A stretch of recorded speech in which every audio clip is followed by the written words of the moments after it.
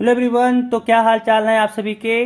उम्मीद करते हैं सब अच्छे से होंगे और अपने एग्ज़ाम का जो आपका अगला एग्ज़ाम मैथ्स का है अच्छे से प्रिपरेशन कर रहे होंगे। ठीक है, तो आज फिर से हम लोग गेसिंग किए हुए हैं क्वेश्चन मैथ्स का जो आपका एग्ज़ाम में मैक्सिमम चांस है कि आ सकता है। ठीक है, इंग्लिश में जो गेस किए थे उसमें आप लोग को 90% आई थिंक क्वेश्चन मैच कर रहा था, है ना। क्योंकि देखो कमेंट में भी तुम स्टूडेंट्स लोग बोला हुआ है कि भैया आपका क्वेश्चन यहाँ पे मैक्सिमम क्वेश्चन इस वीडियो से मैच कर रहा है। जो लास्ट वीडियो अपलोड किए थे गेस वाला उसमें आपका मैक्सिमम क्वेश्चन जो है वो मैच कर रहा है। तो यहाँ भी आपका जो क्वेश्चन है वो मैच करने का चांसेस बहुत ज़्यादा है। ठीक है, आपके एग्जाम में ऐसा क्वेश्चन आने का बहुत ज़्यादा चांस है। ध्यान रखना और ध्यान से वीडियो को देखना कि कैसे हम लोग बनाएंगे और कैसे आप लोग भी वहाँ पे एग्जाम में बनाइएगा। ठीक है, चलो तो शुरू करते हैं वीडियो को। और एक चीज़ और, चैनल पर अगर नए हैं तो चैनल को सब्सक्राइब कर लीजिएगा और वीडियो को लाइक भी कर दीजिएगा, क्योंकि आप लोगों के लिए इतना मेहनत कर रहे हैं तो आप लोग भी थोड़ा सा वो मेहनत सब्सक्राइब का बटन दबाने का और लाइक के बटन दबाने का कर लीजिए, है ना। चलिए देखिए सवाल, ध्यान रखना है कि भाई पैटर्न जो क्वेश्चन का है वो सेम रहेगा, डाटा अलग हो सकता है। इसका मतलब ये मत सोचना कि सर आपका क्वेश्चन तो मिला ही नहीं। अरे मिलने का मतलब ये थोड़ी होगा कि 510 और 92 वहाँ भी आ जाए। मिलने का मतलब ये हुआ कि क्वेश्चन ऐसा रहेगा और तुम्हारा ये 510 की जगह पे 410 दे दे, 92 की जगह पे 82 दे दे, ये ऐसा हो सकता है। ठीक है, चलो सॉल्व करते हैं। कह रहे हैं यहाँ पे कि अभाज्य गुणनखंड विधि द्वारा 510 और 92 का एचसीएफ और एलसीएम निकालना है। ठीक है, तो देखो पहले तो 550 का 510 का निकाल लो। तो 510 का अगर निकालें हम लोग, ठीक है, तो क्या हो जाएगा, 510 का 2 से गया, है ना, 2 दूनी 4, फिर यहाँ पे 11 है तो 5 दूनी 10 और यहाँ पे 10 है तो अगेन 5 दूनी 10, 255 आया। ठीक है, 255 आया, 3 से काटो तो यहाँ पे हो गया 8 तिया 24, 8 तिया 24, यहाँ पे 8 आएगा। फिर यहाँ पे 1 बचा 5 बचा तो 5 तिया 15, कोई दिक्कत नहीं होना चाहिए। फिर ये 5 से गया, ठीक है, फिर ये 5 से गया, कितना बार में, तो 17 पच्चा 85 होता है ना, 17 पच्चा 85। अब बताओ 510 को क्या लिखेंगे, इसको लिख सकते हैं ना हम लोग कि 2 गुने 3 गुने 5 गुने 17, ये हो गया 510 का अभाज्य गुणनखंड। ठीक है, चलो अब निकालो 92 का, अब निकालो 92 का। तो 92 का क्या हो जाएगा, हम लोग 92 का निकालें तो क्या हो जाएगा, देखो 92 2 से कटेगा, 2 से कटा कितना बार में जाएगा, तो ये 46 बार में जाएगा। ठीक है, फिर 2 से काटो कितना बार में जाएगा, तो 23 बार में जाएगा। समझ में आ रहा है। तो यहाँ पे अगर 92 को हम लोग लिखना चाहें, 92 को अगर हम लोग लिखना चाहें तो क्या हो जाएगा, 2 गुने 23, तो दिक्कत तो नहीं होना चाहिए। ठीक है, यहाँ तक कोई दिक्कत नहीं होना चाहिए। देखो अब देखो देखो देखो सुनो, अगर हम लोग को यहाँ पे एचसीएफ निकालना है, एचसीएफ निकालना है कि एचसीएफ क्या होगा 510 और 92 का, तो क्या करते थे कि जो कॉमन दिखा, जो यहाँ पे कॉमन दिख रहा है उसको लिख दो। तो कॉमन यहाँ पे 2 ही दिखा, तो भाई जो दिखा कॉमन लिख दो, जो दिखा कॉमन उसको लिख दो। तो 2 कॉमन दिखा, ये हो गया तुम्हारा यहाँ पे एचसीएफ, ये तुम्हारा यहाँ पे हो गया एचसीएफ, ध्यान रखो। ठीक है, अब निकालो एलसीएम, अब निकालो एलसीएम 510 और 92 का क्या होता है, सुनो ध्यान से सुनो, बस सारा काम हो जाएगा, सुनो बस ध्यान से। यहाँ पे जो कॉमन आया, जैसे यहाँ पे 2 कॉमन है ना, इस 2 को यहाँ पे लिखो। ठीक है, और बाकी जो कॉमन नहीं है उसको भी उतार दो। जो कॉमन आया उसको एक बार लिखो और जो कॉमन नहीं आया उसको उतार दो। जैसे पहला में क्या क्या बच गया, 3 बच गया, 5 बच गया, 17 बच गया। ठीक है, दूसरा में क्या हुआ, देखो 1 2 तो ऑलरेडी एलसीएम जब हम लोग यहाँ पे कॉमन वाला था पार्ट तो ले ही चुके थे। यहाँ बचा 2 और 23, तो यहाँ पे एक 2 लिख दो, यहाँ पे एक और 23 लिख दो, इसको गुना करो आंसर हो जाएगा, इसको गुना करो और आंसर हो जाएगा तुम्हारा। ठीक है ना, यही हो जाएगा एलसीएम, गुना करके निकाल लो। अब क्या इसमें दिक्कत है, गुना करना है, 10वां क्लास के बच्चे हो, गुना तो तुम लोग को आता ही होगा, है कि नहीं। चलो ये क्वेश्चन तुम लोग खुद से सॉल्व कर लेना और आंसर बताना कि एलसीएम तुम लोग कितना आया। चलो ये तुम्हारा काम है कि कमेंट तुम लोग को करना है कि इसका तुम लोग का एलसीएम कितना आया। ठीक है, तुम लोग का एलसीएम कितना आया वो कमेंट करना, गुना करके देखते हैं किसका किसका सही आ रहा है गुना। अब अगला सवाल देखो, यहाँ पे कह रहा है कि एक जो त्रिभुज है एबीसी, ठीक है, एक समद्विबाहु त्रिभुज दिया हुआ है एबीसी, और कह रहा है उसमें एसी और बीसी आपस में बराबर है। एसी और बीसी जो है वो आपस में बराबर है, ठीक है। साथ ही कह रहा है कि यदि ए बी स्क्वायर जो है वो 2AC स्क्वायर के बराबर है तो सिद्ध कीजिए कि ABC एक समकोण त्रिभुज है, ठीक है। देखो इस तरह के क्वेश्चन में क्या करना, पहले तो तुम ध्यान रखना फिगर बना लो, ध्यान दो इसमें क्या करना है पहले कि भाई पहले फिगर ही बना लो, ठीक है। मान लो कि यहाँ पे हम लोग जो फिगर बना रहे हैं वो ऐसा एक ट्रायंगल का बना रहे हो ऐसे, ठीक है। और इसमें ये मान लो कि ये तो तुम्हारा साइड है, ये दोनों आपस में बराबर है, ठीक है। नामकरण कर दो कि भाई ये वाला तुम्हारा AC BC यानी C पॉइंट कॉमन है तो इसको कह दो A है, ये कह दो B है, ठीक है। AC BC बराबर हो गया। और C पे हमको दिखाना क्या है कि C पे ये राइट एंगल बन रहा है, ये ना दिखाना है। देखो देखो देखो यहाँ पे करेंगे कैसे, तो यहाँ पे हम लोग देखो कैसे करेंगे कि यहाँ पे क्या करिए, मान लो कि जो ABC जो है, मान लो कि जो ABC ट्रायंगल एक समबाहु त्रिभुज है, ठीक है। तो यहाँ पे त्रिभुज ABC में, ठीक है, जो दिया उसी को लिखना चाहते हैं और कुछ नहीं, कि त्रिभुज ABC में यह दिया है। देखो जब प्रूफ करने वाला काम आएगा ना, सिद्ध करने वाला काम, तो थोड़ा सा लिखना पड़ेगा, ध्यान देना। यह दिया गया है कि AC जो है वो BC के बराबर है, तथा साथ ही एक और चीज़ भी दिया हुआ है कि AB स्क्वायर जो है वो बराबर है 2AC स्क्वायर के, ठीक है, ठीक है, कोई दिक्कत नहीं होना चाहिए। देखो यहाँ पे अब AB स्क्वायर, यहाँ पे 2AC स्क्वायर दिया हुआ है ना, इसको हम लोग लिख सकते हैं भाई कि AC स्क्वायर प्लस में AC स्क्वायर, दिक्कत तो नहीं होगा। अब देखो यहाँ से कि AB स्क्वायर जो हुआ AC की जगह पे BC भी लिख सकते हैं, यानी यहाँ पे क्या बन गया AC स्क्वायर प्लस AC की जगह पे हो गया BC स्क्वायर। AC के बराबर था BC के, तो AC की जगह पे BC भर दिए, क्या दिक्कत हुआ, कोई दिक्कत, चलो दिक्कत है तो लिख दो बगल में, दिक्कत है तो बगल में लिख भी दो। चूंकि भाई बोल रखा है तुम क्वेश्चन में कि AC और BC बराबर है, तो भर रख सकते हैं, रख सकते हैं ना। तो अब यहाँ पे लिखो कि भाई पाइथागोरस प्रमेय जो है वो संतुष्ट करता है, लिखो भाई, चूंकि फिर से देखो बार बार कह रहे हैं, प्रूफ करोगे तो थोड़ा सा लिख देना।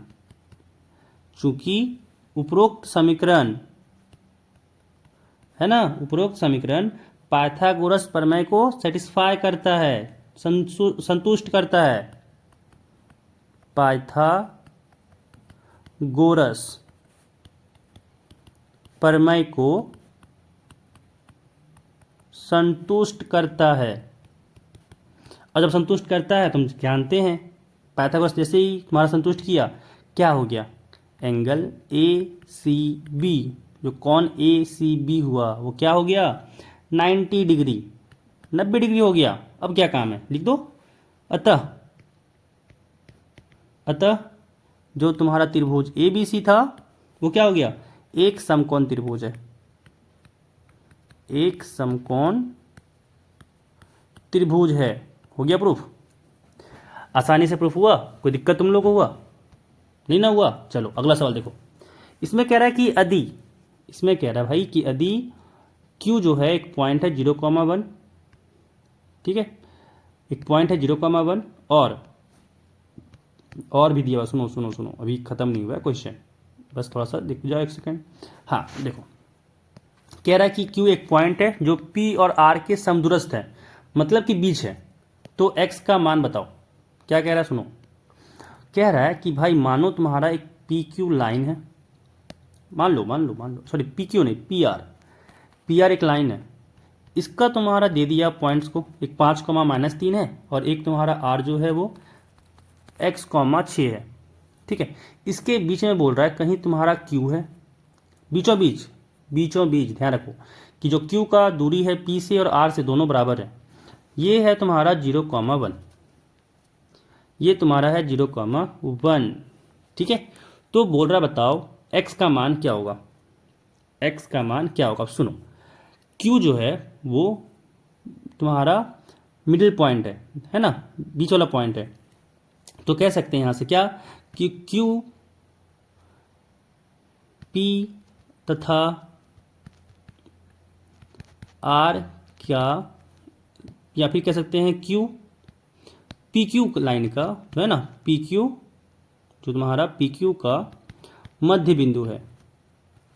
ठीक है, ऐसे लिखो कि पी क्यू जो है वो क्यू जो है वो पी आर, एक सेकेंड, देखो हम भी गलती कर दिए। क्यू जो है वो पी आर का मध्य बिंदु है। ठीक है, या फिर ऐसे लिखो पी आर रेखा का मध्य बिंदु है। अब जब मध्य बिंदु है तो हम लोग फॉर्मूला जानते हैं, क्या जानते हैं कि अगर ये तुम्हारा पी क्यू लाइन है या फिर पी आर लाइन है और बीच में कहीं क्यू है, और अगर इसका पॉइंट है x1 कॉमा y1, इसका पॉइंट है x2 कॉमा y2 और बीच वाला पॉइंट है x3 कॉमा y3। फॉर्मूला पढ़े होगी मध्य बिंदु वाला कि x1 प्लस x2 बटा 2 के बराबर होता है। और y3 क्या होता है, सुनो y3 क्या होता है कि y1 प्लस y2 बटा 2। याद आया कुछ? याद आया कुछ? जब याद आए तो लगाओ, क्या दिक्कत है। तो जीरो क्या होगा, जब Q तुम्हारा मध्य बिंदु हो गया तो जीरो क्या होगा, जीरो तुम्हारा 5 और x का जोड़ करो और 2 से भाग दे दो। समझ में आया? बस बस बस यही होगा। तो क्या आ जाएगा यहाँ से देखो 5 प्लस एक्स, 2 को उधर गुना किया जीरो से, तो ये तो जीरो ही हो गया, यानी x कितना आ गया -5। x कितना आ गया -5। बस यही आंसर हो गया। ठीक है, चलो सुनो अगला से अगला देखो, ये तुम्हारा जो है, हाँ बताना भूल गए स्टार्टिंग में, सुन लो कि ये जो तुम्हारा है वो 2 और 3 मार्क्स के लिए है, ध्यान रखो। तो 2 और 3 मार्क्स वाला भी तुम्हारा इंपॉर्टेंट रहता है। आगे कह रहा है इसका मान निकालो, कि इसका मान निकालो। देखो आसान है, देखो वैल्यू याद है, अगर नहीं याद है तो बोलो, बताएंगे कैसे तुम्हारा शॉर्ट में याद कर सकते हो, वीडियो बना देंगे अलग से। ठीक है, कमेंट में बताओ कि तुम लोग को अगर याद नहीं है तो सर भैया साहब जो भी करना है, सर भैया जो भी बोलना बोलो कि भाई लिख दो ये कैसे बनाया जाता है तुम्हारा टेबल, वो याद करवा देंगे, रट्टा मरवा देंगे। कैसे है वो मेरे को आता है, कैसे रट्टा मरवाएंगे। बस अगर चाहिए तो बता देना कमेंट में कि हाँ चाहिए, तो इस पर वीडियो बना देंगे। अब सुनो, साइन जो यहाँ पे 60 होता है वो होता है √3/2, है ना, √3/2 गुने कॉस 30 भी यही होता है √3/2 जोड़ साइन 30 ये होता है 1/2 और कॉस 60 ये भी 1/2 होता है। ठीक है, तो यहाँ पे गुना करो, √3 और √3 में गुना किए तो 3 हुआ, नीचे 2 और 2 गुना किए 4 हुआ। ठीक है, और फिर यहाँ पे प्लस है, 1 को 1 से गुना किया तो 1 हुआ और 2 से 2 गुना किया तो 4 हुआ। समझ में आया? देखो अब 4 और 4 का एलसीएम लेना, 4 यहाँ पे हुआ 3, यहाँ पे हुआ 1। भाई क्या चाहिए अब तुमको बताओ, क्या चाहिए? इससे भी हल्का चाहिए, इससे भी इजी चाहिए क्वेश्चन तुमको? नहीं चाहिए, बहुत ठीक है ये, है ना। चलो अगला सवाल देखो, अगला सवाल सुनो। कह रहा है सिद्ध कीजिए, कह रहा है हम लोग को कि सिद्ध कीजिए कि बाह्य बिंदु से वृत्त पर खींची गई स्पर्श रेखाओं की लंबाई बराबर होती है। ठीक है, देखो तुम्हारा जो वृत्त चैप्टर पढ़ोगे ना उसमें मुश्किल से 2 से 3 थ्योरम है। ठीक है, मुश्किल से 2 से 3 थ्योरम दिया हुआ है, परमेय जिसको कहते हैं, परमेय। तो ये तुम्हारा याद तो नहीं है, बट शायद 10.2 ऐसे कुछ तुम्हारा ये परमेय है। ठीक है, 10.2 परमेय 10.2 या फिर हाँ 10.2, जहाँ तक हमको याद आ रहा है कि ये 10.2 है। क्या कहता है कि सिद्ध करना है कि बाह्य बिंदु से किसी वृत्त पर खींची गई स्पर्श रेखाओं की लंबाई बराबर होती है। करना क्या है, करना छोड़ो, इतना ज्ञान मत दो सर भैया, इतना ज्ञान नहीं देना। करना क्या है वो बता। ठीक है, देखो क्या करना, सुनो, इतना हम लोग ज्ञान में नहीं फंसेंगे, है ना, कि क्वेश्चन क्या कह रहा है, ज्ञान नहीं देना हम लोग को, बस देखो करना क्या चाहता है, कहना क्या चाहता है, सुनो ध्यान से। यहाँ पे सेंटर हो गया, जिसको कहते हैं हम लोग, क्या कहते हैं सेंटर को, क्या कहते हैं सेंटर को हम लोग कहते हैं केंद्र, हाँ केंद्र कहते हैं। सुनो, यहाँ से एक डालो रेडियस, और एक रेडियस यहाँ पे खींचो, एक रेडियस यहाँ पे खींचो, कोई दिक्कत नहीं होगा। क्या जानते हो ना कि जो तुम्हारा स्पर्श रेखा है और त्रिज्या के बीच जो बनता है एंगल वो 90 होता है। पक्का जानते होगे। ठीक है, अब सुनो देखो नामकरण करते हैं, इसको पी नामकरण किए हैं, इसको ओ नामकरण किए हैं, इसको ए नामकरण किए हैं और इसको बी नामकरण किए हैं। नामकरण तो कर ही सकते हो, ठीक है ना, नामकरण तो कर ही सकते हो। अब देखो इसके बारे में लिखो, ठीक है ना। देखो जैसे ही स्टार्ट करो प्रूफ करने के लिए, ठीक है, सिद्ध करने के लिए जैसे स्टार्ट करो 3 काम करो। क्या क्या करना होता है, तो दिया क्या गया है, तो दिया है लिखो, है ना, और उसमें जो जो दिया है उसको लिखो।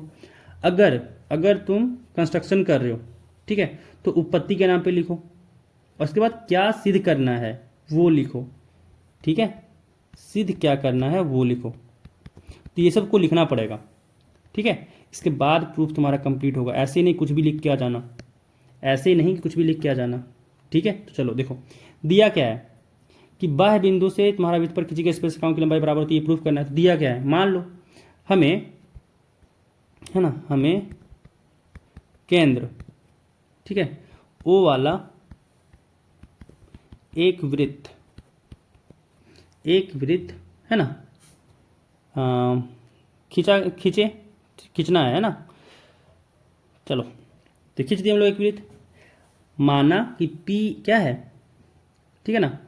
चलो माना कि बिंदु P से 2 स्पर्श रेखा PA तथा PB है, ठीक है, PA तथा PB है, यहाँ तक लिख लेना। ये तुम्हारा हो गया दिया है वाला काम, जो बोले थे ना कि दिया है में लिखना होता है, तो ये दिया है वाला काम हो गया यहाँ से, ठीक है। अब क्या करना है, अब जो तुमको सिद्ध करना है वो लिखो कि सिद्ध क्या करना है। तो सिद्ध क्या करना है यहाँ पे कि भाई पीए जो है वो बराबर होगा पीबी के, पीए जो है वो बराबर होगा पीबी के, ये ना करना था, यही ना करना था। चलो कर दिए काम, कर दिए काम।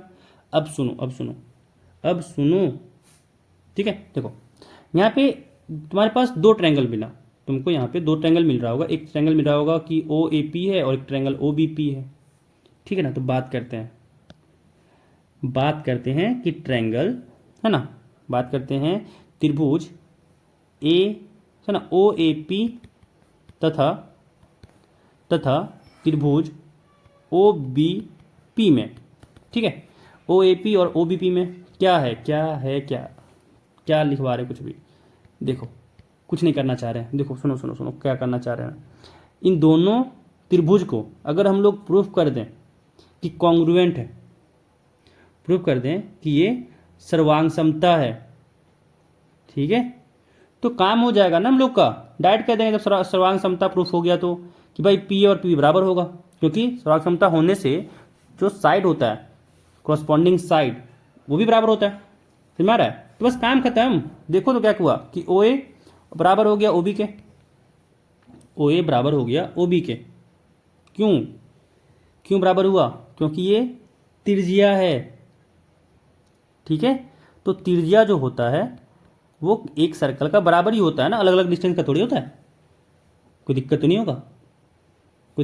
होगा। अब देखो OP जो है वो बराबर है OP के, क्यों भाई, ये उभयनिष्ठ है, ठीक है ना। चलो अगला देखो, अगला जो एंगल है, एंगल यहाँ पे OPA OPA नहीं OAP, और ये बराबर है एंगल OBP के। क्योंकि 90 डिग्री है दोनों। अब यहाँ से कह सकते हैं ये हुआ R, ये हुआ H, ये हुआ S। RHS से ये प्रूफ हो गया कि दोनों जो तुम्हारा ट्रायंगल वाला, ये जो तुम्हारा त्रिभुज है वो सर्वांगसम है, कोई दिक्कत तो नहीं होगा। चलो लिख दो, बस काम खत्म। अच्छा एक पेज ऐड कर लेते हैं, 2 मिनट रुको, 2 मिनट नहीं बस 1 सेकंड रुको, 2 मिनट बाद तुम कह दिए। चलो देखो अब यहाँ पे क्या कहेंगे, क्या प्रूफ बताएं, RHS। चलो खत्म हो गया मेरी बात। अतः जो तुम्हारा त्रिभुज ओ कौन सा ओ ए पी और ओ बी पी जो है वो क्या प्रूफ हो गया, सर्वांगसम, है ना। किससे, तो भाई RHS सर्वांग समता द्वारा कॉन्ग्रुएंट, RHS से प्रूफ हुआ, ठीक है, कोई दिक्कत नहीं होगा। तो यहाँ से जब कॉन्ग्रुएंट प्रूफ कर दिए ट्रायंगल को, है ना, जब कॉन्ग्रुएंस प्रूफ कर दिए हम लोग, जब कॉन्ग्रुएंस प्रूफ हो गया तो भाई कह सकते हैं यहाँ से क्या होगा, यहाँ से होगा तुम्हारा कि जो PA है वो PB के बराबर हो गया, PA जो है वो PB के बराबर हो गया, काम खत्म, काम खत्म। कैसे, CPCT से प्रूफ हो गया, बस यही तो तुमसे प्रूफ करने बोला था। देखो PA जो है वो PB के बराबर, यही तो प्रूफ करने बोला था, PA जो है वो PB के बराबर है, यही तो प्रूफ करने बोला ही था। तो हम लोग कर दिए, हम लोग यहाँ पे कर दिए, कोई दिक्कत नहीं होगा, ठीक है। चलो यहाँ पे खत्म ये। अब अगला सवाल देखो, कह रहा है काजल एक सिक्के को एक बार उछालती है, निम्न को प्राप्त करने की प्रायिकता ज्ञात करो। सुनो क्या बोले, सैंपल स्पेस पहले, काजल देखो जैसे ही यहाँ पे प्रायिकता वाला काम आए, सैंपल स्पेस पहले लिखो। सैंपल स्पेस यहाँ पे अगर लिखें तो क्या आएगा, देखो यहाँ पे अगर देखें, सॉरी कहाँ देखें, यहाँ पे एक सिक्का को उछालना है, तो सिक्का में उछालने से क्या आएगा, या तो हेड आएगा या तो टेल आएगा, और कोई चांस तो हो ही नहीं सकता। एक सिक्का को उछालो तुम्हारे पास और ज़्यादा इससे मिल सकता है। एक सिक्का में दो ही चीज़ तो रहता है, या तो हेड रहता है तो टेल रहता है। हाँ, अब खोटा सिक्का लेके मत आ जाना कि सर दोनों तरफ हेड है, खोटा सिक्का नहीं लेना है। यहाँ पे बात जब भी प्रायिकता की बात होता है निष्पक्ष बात होता है, ऐसे ना कि भाई बाइस्ड वाला लेके आ जाना, अनबाइस्ड, ठीक है ना। चलो तो सैंपल स्पेस में हेड और टेल आया, ठीक है। अब तुमको क्या चाहिए, देखो प्रोबेबिलिटी में बार बार कहते हैं, प्रोबेबिलिटी निकालने का तरीका सुनो, फॉर्मूला मत रटो, फॉर्मूला मत रटो, सुनो।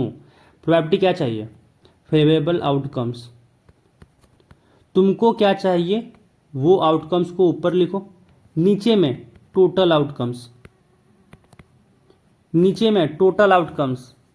ध्यान रखो, दिमाग बस फॉर्मूले में मत अपने आप को उलझा दो, सोचो थोड़ा सा क्या चाहिए। ऊपर में फेवरेबल आउटकम्स, नीचे में क्या होता है टोटल आउटकम्स। तो यहाँ पे लिखो ना फेवरेबल आउटकम्स तो क्या है, जिसको हम लोग ई कहते हैं, इवेंट ई। इसमें क्या एलिमेंट्स आ रहा है, एक चीज चाहिए ना, चीत चाहिए ना, चीत चीत। तो चीत किसको कहते हैं, हेड को, पट किसको कहते हैं, टेल को। तो चीत क्या होगा, एक होगा, कोई दिक्कत तो नहीं होगा।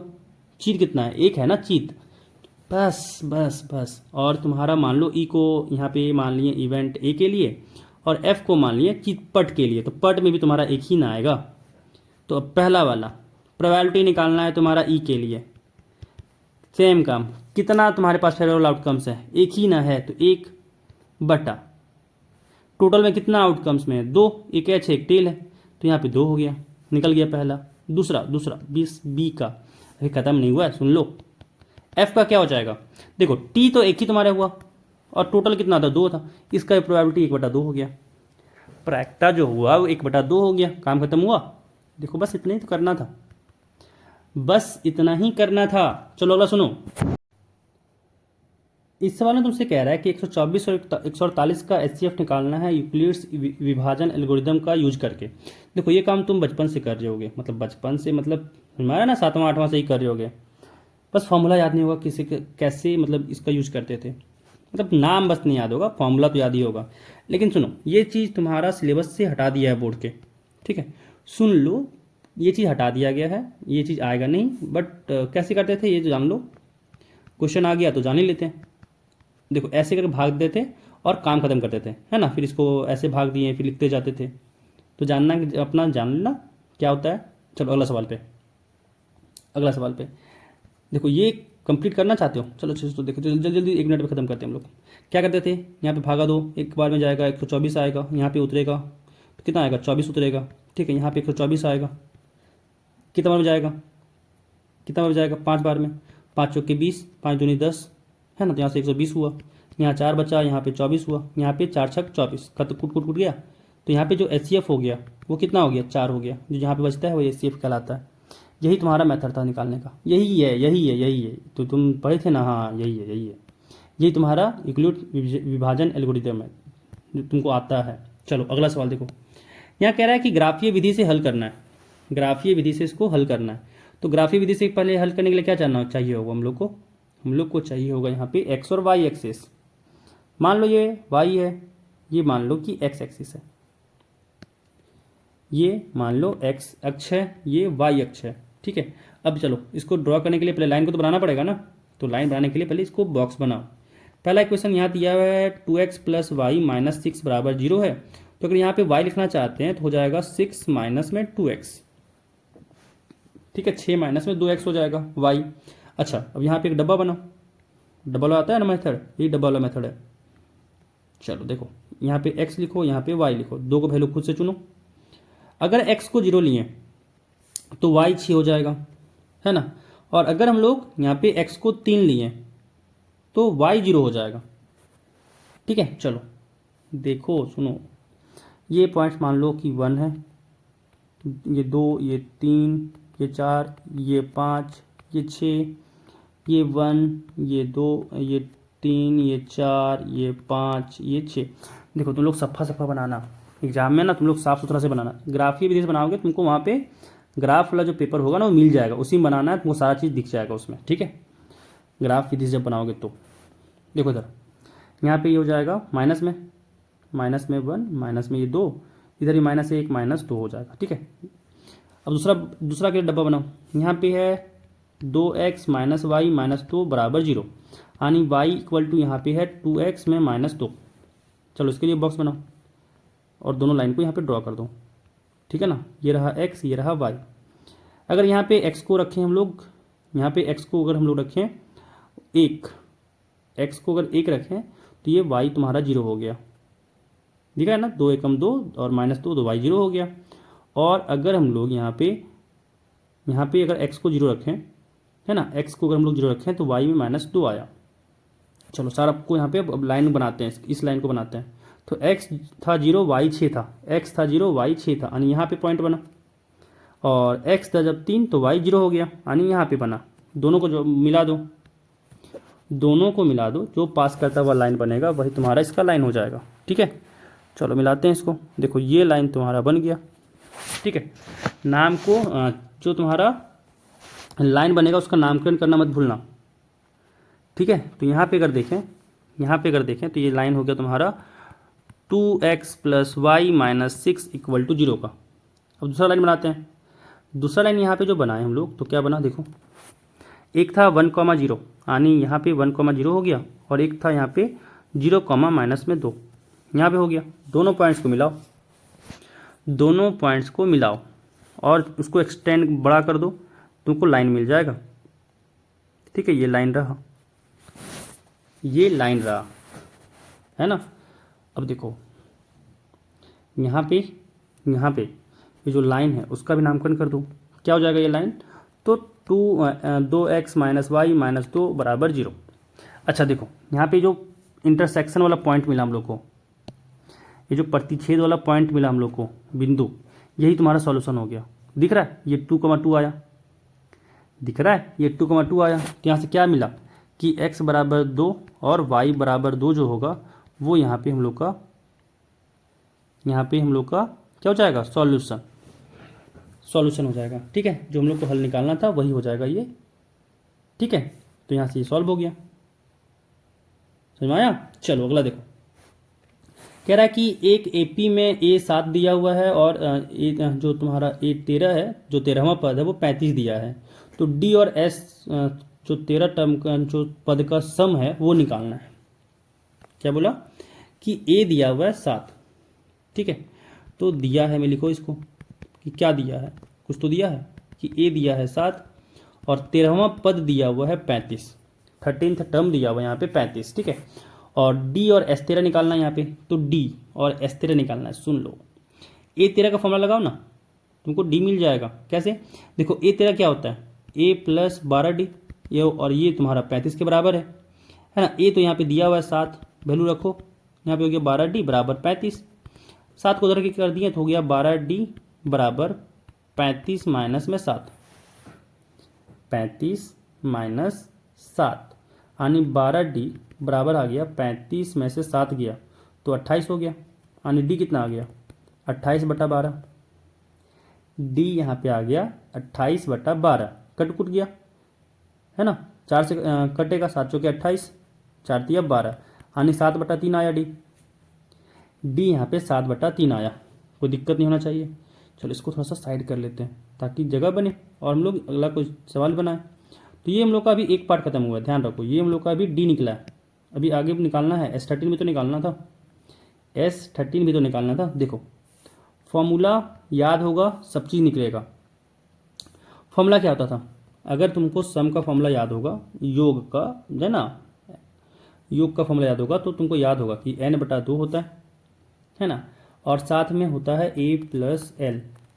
ये क्या बोल दिए हैं भैया साहब, ये क्या बोल दिए भाई साहब, है ना, ये तो पढ़े ही नहीं थे। देखो ये पढ़े है तुम लोग, एक फॉर्मूला ये पढ़े होगे तुम लोग साथ में कि n/2 2a प्लस में n-1t, और साथ में ये भी फॉर्मूला पढ़े होगे। देखो ये तब यूज करते हैं जब तुमको पहला पद और आखिरी पद पता हो। तुमको नहीं लगता S0 निकालना है तो ये पहला पद और ये आखिरी पद है, क्यों इतना मेहनत करें। हम लोग जब आसानी से काम कर सकते हैं तो आसानी वाला काम करने में ज़्यादा हम लोग ध्यान देंगे। ठीक है, देखो देखो S13 क्या हो जाएगा, इस फॉर्मूले से n की जगह पे 13 रखो, हो गया 13/2, फिर गुने a की जगह पे 7 हुआ, और l तुम्हारा a13 है, तुम्हारा 35 हो गया। यहाँ से आ गया 13/2 गुने 7 और 35 को जोड़ें तो 42 हुआ, 2 से 42 कटा, यहाँ पे आ गया 26, यानी यहाँ पे हुआ 13 गुने 26, यानी 13 गुने 26 को गुना करो। अगर हम लोग 26 और 13 को गुना किए तो कितना आया, 6 या 18 के 8, एक हाथ में 3 दूनी 6 एक साथ, 6 कम 6 और 2 एक कम 2, कितना हुआ यहाँ पे 8 हुआ, 7 6 13 का 3, हाथ में 1 2 और 1 3 हो गया, 338 आ गया। जो सम हुआ वो कितना हुआ, 338 हो गया। समझ में आया, तो ऐसे बनाना था। चलो अगला सवाल देखो, अगला कह रहा है यहाँ पे कि भाई त्रिभुज ABC का क्षेत्रफल ज्ञात करो जिसका शीर्षों के निर्देशांक दिया हुआ है, मतलब तीनों तुम्हारा बिंदु दिया हुआ है। यहाँ पे तुम्हारा एक मान लो एक ट्रायंगल है त्रिभुज, ठीक है। देखो क्या कह रहा है, तुमसे यहाँ पे बोल दिया कि ये A शीर्ष है, ये B शीर्ष है और ये C शीर्ष है। A का मान लो कि -5, -1 है, B यहाँ पे 3, -5 है, और C मान लो भाई तुम कि 5, 2 है। ठीक है, निकालना तुमको यहाँ पे क्षेत्रफल है। क्षेत्रफल का फॉर्मूला याद है ना, क्षेत्रफल का जो फॉर्मूला होता है याद है, 1/2 x1 गुने y2 माइनस में y3 जोड़ यहाँ पे x2, y3 माइनस y1 फिर जोड़ x3 फिर y1 माइनस y2। कोई दिक्कत नहीं होना चाहिए। सारा डाटा को यहाँ पे रखो, काम खत्म करो। सारा डाटा को यहाँ पे रखो और काम खत्म करो। क्या हो जाएगा, देखो x1 इसको लिए मान लो ना कि ये मान लो x1 है, ये मान लो y1 है, ये मान लो x2 है, ये मान लो y2 है, ये मान लो x3 है, ये मान लो y3 है। कोई दिक्कत नहीं होगा। चलो जब मान ही लियो तो बस सारा वैल्यू रखो भाई। ये हो गया -5, ये हो गया y2, तो y2 तो यहाँ पे -5 है। ठीक है, अब देखो माइनस देना है, y3 लिखना है, तो y3 तो यहाँ पे 2 है, उतर गया। साथ में प्लस देना है x2, तो x2 यहाँ पे 3 है। अब y3, तो y3 यहाँ पे 2 है, माइनस y1, तो y1 यहाँ पे माइनस में 1 है। ठीक है, और फिर जोड़ना है x3, तो x3 यहाँ पे 5 है। ठीक है, फिर गुना y1, तो y1 तो यहाँ पे -1 है, और फिर y2 माइनस में है तो -2, और y2 यहाँ पे माइनस में 5 है तो लिख दो। ठीक है, और साथ ही ध्यान रखना, इसमें एक चीज़ और ध्यान रखना कि बाहर में जो रहता है यहाँ पे वो मॉडुलस रहता है। मॉडुलस का मतलब क्या था कि भाई वैसा चीज़ होता है मॉडुलस जो माइनस वाले चीज़ को भी प्लस बना देता है। ठीक है, चलो आगे देखो क्या आ गया यहाँ से कि 1/2 गुने यहाँ पे -5 गुने -5 और -2, माइनस में 7 हो गया, जोड़ यहाँ पे 3 हुआ, और यहाँ पे हुआ 2, माइनस में माइनस मल्टीप्लाई किए तो प्लस में हो गया 1, और साथ ही यहाँ पे हुआ 5, और यहाँ पे माइनस में 1 है और माइनस माइनस हो गया प्लस में 5। कोई दिक्कत नहीं होना चाहिए। यहाँ से कितना आ गया 1/2 गुने -7 और -5, माइनस माइनस प्लस हो गया, 7 पंजे 35 है, और यहाँ पे देखो प्लस में यहाँ पे 3 हुआ, और 2 और 1 3, 3 3 9 हुआ, फिर यहाँ पे प्लस देखो -1 + 5 4 हुआ, 5 चौके 20 हो गया। समझ में आया? क्यों मॉडुलस हटाएं? क्योंकि देखो ये पहले से ही प्लस था। अगर तुम चाहो ना यहाँ पे मॉडुलस लगाना तो लगा सकते हो यहाँ पे भी, लेकिन कोई मतलब ही नहीं बनेगा। क्या मॉडुलस का काम क्या? तो सुनो, मॉडुलस का जो काम है ना, जो ये डंडी लगा रहता है, इसका काम है कि जो माइनस में जो आएगा ना निगेटिव में, उसको भी ये प्लस बना देगा। बस यही काम है इसका, और कोई काम नहीं है। ठीक है, तो देखो अब आगे। अब यहाँ पे जोड़ घटाव करना है, काम खत्म। कितना आ जाएगा? 1/2 गुने 35 और 9, 35 और 9 हो गया तुम्हारा 44, 44 और 20 64 हो गया, और 2 से 64 कटा 32 बार में, यानी यहाँ पे आ गया 32। ठीक है, ये तुम्हारा आ गया यहाँ पे एरिया। जो तुम्हारा क्षेत्रफल निकालना था ना, ये हो गया 32 स्क्वायर यूनिट। ठीक है, चलो अगला सवाल देखो। अगला सवाल में यहाँ पे हम लोग को दिया हुआ है त्रिकोणमिति का सवाल कि भाई सिद्ध करना है हम लोग को। ऐसे सवालों को सिद्ध करने के लिए क्या करते हैं ना कि एलएचएस से स्टार्ट करो और आरएचएस को तुम दिखा दो। ठीक है, बायां पक्ष से स्टार्ट करो और दायां पक्ष को तुम यहाँ पे दिखा दो, काम खत्म हो जाएगा। तो बायां पक्ष यहाँ पे कॉस ए बटा में 1 जोड़ साइन ए प्लस 1 जोड़ साइन ए फिर बटा में कॉस ए है। ठीक है, उसको दिखाना है कि ये 2 sec a के बराबर होता है, 2 sec a के बराबर होता है, दिखाना है। कोई ना, दिखाते हैं। देखो यहाँ पे ना इसको यहाँ पे हम लोग एलसीएम ले लो, तो यहाँ से आ गया 1 प्लस में साइन ए और साथ में इंटू यहाँ पे कॉस ए। ठीक है ना, और यहाँ पे क्रॉस में से गुना होगा, तो कॉस ए और कॉस ए यहाँ पे हो गया कॉस स्क्वायर ए, फिर प्लस यहाँ पे 1 प्लस साइन ए, यहाँ भी 1 प्लस साइन ए है, तो यहाँ पे गुना होके क्रॉस में हो गया 1 प्लस साइन ए का स्क्वायर। अब जब यहाँ पे स्क्वायर को हम लोग यहाँ पे खोलें, ठीक है, यहाँ पे स्क्वायर को उसको खोलें तो क्या हुआ? ए प्लस बी का स्क्वायर में टूटेगा, यानी यहाँ पे हुआ ए का स्क्वायर, यानी 1 का स्क्वायर 1 प्लस साइन ए का स्क्वायर, यहाँ पे हो गया साइन स्क्वायर ए, जोड़ यहाँ से हो गया 2ab, तो 2 इंटू साइन ए, यहाँ पे 2 साइन ए हो गया। दिक्कत नहीं होगा ना यहाँ पे? चलो आगे देखो, यहाँ पे हुआ 1 प्लस साइन ए और साथ में इंटू में कॉस ए था। देखो ये साइन ए और ये cos A, sign A plus cos A 1 होता है, बस लिख दो 1। क्या हो गया? 1 प्लस ये तो 1 है ही, तो यहाँ पे 1 हो गया, प्लस यहाँ पे तो 2 साइन ए ये है ही, बट्टा में नीचे में तो था उसको वैसे ही उतार दो। ठीक है, साथ में इंटू में कॉस ए है। यहाँ तक दिक्कत नहीं हुआ, आगे भी दिक्कत नहीं हुआ। देखो देखो, 1 और 1 जोड़ेंगे तो 2 हुआ, और जब 2 हुआ तो 2 और 2 यहाँ पे भी था, बाहर कर सकते हैं। अच्छा देखो अगला लाइन में करते हैं, कोई ना अगला लाइन में देखो, तो यहाँ पे आ गया 1 प्लस में साइन ए इंटू में कॉस ए।